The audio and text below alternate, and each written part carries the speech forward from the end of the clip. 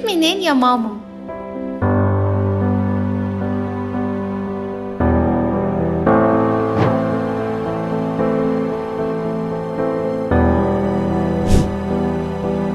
ايه ده؟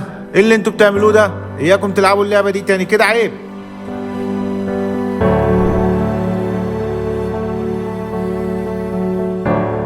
بالنسبة للدرس ده مش مهم هنا، اقروه في البيت.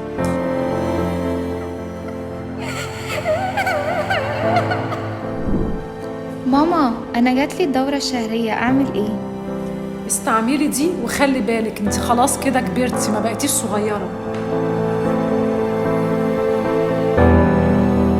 هو يعني ايه احترام؟ وايه اللي بيحصل في جسمي ده؟ هو يعني ايه دورة شهرية؟ وبسبب ثقافة العيب دي اللي بتمنعنا إننا نتكلم مع أولادنا ونربيهم تربية جنسية سليمة ونتجاهل أسئلتهم المشروعة، مش بيخليهم ينسوا السؤال، ولكن بيزيدهم فضول أكتر وبيدوروا على 1000 مصدر ومصدر غير صحيح عشان يجاوب عليهم. وده اللي بيخلي الشباب لما يتجوز ما يعرفش عن البنت غير عذريتها وغشاء البكارة.